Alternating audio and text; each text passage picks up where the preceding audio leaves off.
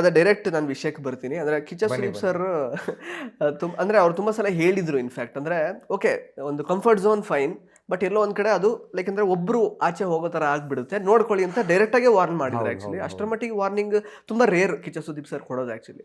But ಆಗ್ಲಾದ್ರೂ like ಅಂದ್ರೆ ಸ್ವಲ್ಪ changes ಮಾಡ್ಕೊಳ್ಬಹುದಾಗಿತ್ತು ಆಟದಲ್ಲಿ. ಈಗ ಅವ್ರು ಹೇಳಿದ ತರಾನೇ ಒಬ್ರು ಲೈಕ್ ಕಂಫರ್ಟ್ ಝೋನ್ ಅಲ್ಲಿ ಇದ್ದಂತಹ ಇಬ್ಬರಲ್ಲಿ ಒಬ್ರು ಆಚೆ ಬಂದಿದ್ದೀರಾ ನೀವು, ಏನ್ ಅನ್ಸುತ್ತೆ ನಿಮ್ಗೆ? ಸೊ ನಾನು ಪ್ರತಿ ಸತಿ ಸುದೀಪ್ ಸರ್ ಹೇಳಿದಾಗ ನಾನು ಸ್ಟ್ರಿಕ್ಟ್ ಆಗಿ ನಾನು ಸೀರಿಯಸ್ ಆಗಿ ತಗೋತಾ ಇದ್ದೆ. ಬಟ್ ಹೆಂಗಾಗ್ತಿತ್ತು ಅಂದ್ರೆ ಇಡೀ ಮನೇದು ಒಪಿನಿಯನ್ ಸೂರಜ್ ಅಂದ್ರೆ ರಾಶಿಕಾ, ಸೂರಜ್ ಅಂದ್ರೆ ಅಶ್ವಿನಿ ಮ್ಯಾಮ್, ಸೂರಜ್ ಅಂದ್ರೆ ರಘುವಣ ಇಲ್ಲ ರಕ್ಷಿತಾ, ಇಷ್ಟು ಜನದ ಜೊತೆ ಮಾತ್ರ ಇರ್ತಾರೆ ಅಂತ ಒಂದು ಗುಂಪಿಗೆ ಸೀಮಿತ ಅಂತ ಆಗೋಗಿತ್ತು ಸ್ಟಾರ್ಟಿಂಗ್. ಬಟ್ ಎಲ್ಲೋ ನಾನು ಒಂದ್ ಕಡೆ ಮಿಂಗಲ್ ಆಗಿ ಟ್ರೈ ಮಾಡಿದ್ರು ಕೂಡ, ನಾನು ಹೇಳಿದ್ರು ಅವರು ಯಾಕಣ್ಣ ಅಲ್ಲೇನೋ ಜಗಳ ಆಯ್ತಾ ಅದಕ್ಕೆ ಬಂದ್ಯಾ, ಯಾಕೆ ಬ್ರೋ ಏನಾರು ಮಾತ್ ಬಿಟ್ಟಿದ್ಯಾ, ಸೊ ಆ ವೆಲ್ಕಮಿಂಗ್ ಇರ್ಲಿಲ್ಲ ನಂಗೆ ಅವ್ರ ಕಡೆಯಿಂದ.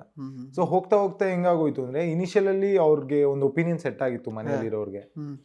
ಸೊ ಎಂಡ್ ವರ್ಗು ಅದೇ ಕ್ಯಾರಿ ಫಾರ್ವರ್ಡ್ ಆಯ್ತು. ಈವನ್ ನಾನು ಎಫರ್ಟ್ ಹಾಕಕ್ ಹೋದ್ರು ಎಷ್ಟೊಂದ್ಸತಿ ನಾನು ಕಿಚನ್ ಅಲ್ಲಾಗಿರ್ಲಿ, ಆ ಹೊರಗಡೆ ಗಾರ್ಡನ್ ಏರಿಯಾ ಆಗ್ಲಿ, ಅವ್ರು ಕೂತಿರೋ ಕಡೆ ಹೋಗಿ ಮಾತಾಡ್ಸೋದಾಗ್ಲಿ, ಗಿಲ್ಲಿ ಜೊತೆ ಅಲ್ಲಿ ಇಲ್ಲಿ ಸಿಕ್ದಾಗೆಲ್ಲ ಮಾತಾಡಿಸ್ತಿದ್ದೆ, ಕಾನ್ವರ್ಸೇಷನ್ ಮಾಡ್ತಿದ್ದೆ. ಮತ್ ನಂಗೆ ಪರ್ಟಿಕ್ಯುಲರ್ ಆಗಿ ಸ್ವಲ್ಪ ಕಷ್ಟ ಮಿಂಗಲ್ ಆಗೋದು. ಈಗ ಅವ್ರಾಗೆ ಬಂದು ಮಾತಾಡ್ಸಿದ್ರು ಖುಷಿಯಾಗಿ ಮಾತಾಡ್ಬಿಡ್ತೀನಿ, ಬಟ್ ನಾನಾಗೆ ಹೋಗಿ ಮಾತಾಡೋದು ಸ್ವಲ್ಪ ಕಷ್ಟ. ಸೊ ಆ ಕಂಫರ್ಟ್ ಝೋನ್ ಕ್ರಿಯೇಟ್ ಮಾಡ್ಕೊಟ್ಟಿದ್ದು ಇಷ್ಟು ಜನ ಇದ್ರು ಸ್ಟಾರ್ಟಿಂಗ್ ಇಂದನು. ಸೊ ಅಲ್ಲೇ ನಾನು ಮಾತಾಡ್ಕೊಂಡಿದ್ದೆ. ಬಟ್ ಎಲ್ಲೋ ಸ್ಟಾರ್ಟಿಂಗ್ ಅಲ್ಲೇ ನಾನು ಒಂಚೂರು ಎಫರ್ಟ್ ಹಾಕಿದಿದ್ರೆ ಆ ಕಡೆಗೆ ಸ್ವಲ್ಪ ಗೇಮ್ ಚೇಂಜ್ ಆಗಿರ್ತಿತ್ತು. ಬಿಕಾಸ್ ಯಾಕೆಂತಂದ್ರೆ ಕಂಫರ್ಟ್ ಝೋನ್ ಬೆಳೆಯೋದು ಅದು ಸಹಜ ಒಳಗಡೆ ಹೋದ್ಮೇಲೆ, ಒಂದು ಪರ್ಟಿಕ್ಯುಲರ್ ಒಂದು ಸೆಟಪ್ ಈ ತರದೆಲ್ಲ ಆಗುವಾಗ. ಬಟ್ ಅಂದ್ರೆ ಆ ಗೇಮಿಗೆ ಬೇಕಾಗಿರೋದು ಅದಲ್ಲ. ಲೈಕ್ ಅಂದ್ರೆ ಇದನ್ನ ನಾನು ಹೊರಗಡೆನೂ ಇಟ್ಕೊಳ್ಬಹುದು ಅನ್ನೋ ಒಂದು ಮನವರಿಕೆ ಆಗಿರ್ತಿದ್ರೆ ಬಹುಶಃ ಒಂದು ನ್ಯೂಟ್ರಲ್ ಆಗಿ ಇರ್ತಾ ಇದ್ರೇನೋ ಅಂತ ಅನ್ಸುತ್ತಾ ನಿಮ್ಗೆ?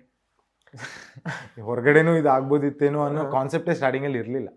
ಬಿಕಾಸ್ ಮನೆಗೆ ಹೋದಾಗ ನಾವು ಮನೆಯವ್ರ ಜೊತೆ ಬೆರಿಬೇಕು ಅಂತಾನೆ ಹೋಗೋದು.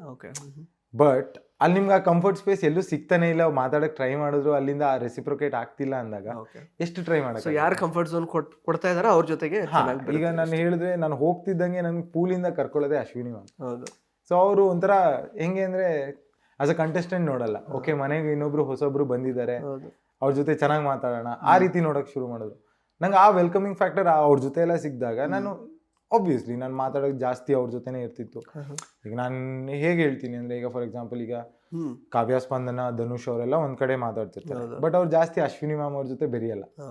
ಬಟ್ ನಾವು ಅವ್ರಿಗೆ ನಾವು ಟಾರ್ಗೆಟ್ ಮಾಡಿ ನೀವೊಂದು ಗುಂಪು ನಾನು ಯಾವತ್ತೂ ಹೇಳಿಲ್ಲ ಪರ್ಟಿಕ್ಯುಲರ್ ಆಗಿ. ಬಟ್ ಆ ತರ ಮಾಡೋದು ನನ್ಗೇನೋ ಸರಿ ಅಂತ ಅನ್ನಿಸ್ತಿರ್ಲಿಲ್ಲ. ಬಟ್ ಜನಕ್ಕೆ ಅದು ಹೇಗೆ ಕಾಣ್ತಿತ್ತು, ಮನೇಲಿರೋ ಜನಕ್ಕೆ ಹೇಗೆ ಕಾಣ್ತಿತ್ತು ಅಂದ್ರೆ, ನನ್ಗೆ ಮೇಜರ್ ಆಗಿ ಅವ್ರಿಗೆ ಇದನ್ನು ಬಿಟ್ಟು ಅವ್ರ ಹತ್ರ ಏನು ವ್ಯಾಲಿಡ್ ಪಾಯಿಂಟ್ಸ್ ಇರ್ಲಿಲ್ಲ ನನ್ನ ಮೇಲೆ. ಏನೋ ಒಂದು ನಾಮಿನೇಷನ್ ಬರ್ಲಿ, ಏನೋ ಸೂರಜಣ್ಣ ಎಲ್ರ ಜೊತೆ ಸೇರಲ್ಲ, ಸೂರಜಣ್ಣ ಎಲ್ರ ಜೊತೆ ಸೇರಲ್ಲ, ಅದೊಂದೇ ಇರ್ತಿತ್ತು. ಕೊನೆವರೆಗೂ ನಾನು ಟ್ರೈ ಮಾಡ್ತಿದ್ರು, ಅದು ಎಫರ್ಟ್ಸ್ ಹಾಕ್ತಿದ್ರು. ಎಲ್ಲೋ ಒಂದ್ ಕಡೆ ಲೈಕ್ ಈಗ ಬೇರೆ ಕಡೆ ಅವ್ರು ಹೇಳ್ತಾರೆ ನಾನೊಂದು ಬ್ಯಾರಿಯರ್ನ ಮುರಿಬೇಕು ಅಂತ, ಬಟ್ ನಾನು ಅದನ್ನ ಹೇಳ್ತಿರ್ಲಿಲ್ಲ, ಬಟ್ ಟ್ರೈ ಮಾಡ್ತಿದ್ದೆ. ನಾನು ವಾಯ್ಸ್ ಔಟ್ ಮಾಡ್ತಿರ್ಲಿಲ್ಲ, ಹೇಳ್ತಿರ್ಲಿಲ್ಲ ಎಲ್ಲೂ. ಬಟ್ ಎಲ್ಲೋ ಆ ಎಫರ್ಟ್ಸ್ ಕಮ್ಮಿ ಆಗಿರ್ಬೋದೇನೋ, ಎಲ್ಲೋ ನಾನು ಅದನ್ನ ಸ್ಟಾರ್ಟಿಂಗೇ ಮಾಡ್ಬೇಕಿತ್ತೇನೋ ಅನ್ನೋದು ನನ್ಗೂ ಅನ್ನಿಸ್ತು. ಈಗ ಆಚೆ ಬಂದಾಗ ಮೇ ಬಿ ಅದೊಂದು ಫ್ಯಾಕ್ಟರ್ ಒಂಚೂರು ನಾನು ಚೇಂಜ್ ಮಾಡ್ಕೊಂಡಿದ್ದಿದ್ರೆ ಗೇಮ್ ಎಂಟೈರ್ ಆಗಿ ಶಿಫ್ಟ್ ಆಗ್ತಿತ್ತೇನೋ ಅಂತ ಅನಿಸ್ತು. ಇಂಟ್ರೆಸ್ಟಿಂಗ್ ಮತ್ತು ಇನ್ಫಾರ್ಮೇಟಿವ್ ವಿಡಿಯೋಗಳನ್ನ ಮಿಸ್ ಮಾಡ್ಕೋಬೇಡಿ, ಈಗಲೇ ಸಬ್ಸ್ಕ್ರೈಬ್ ಮಾಡಿ.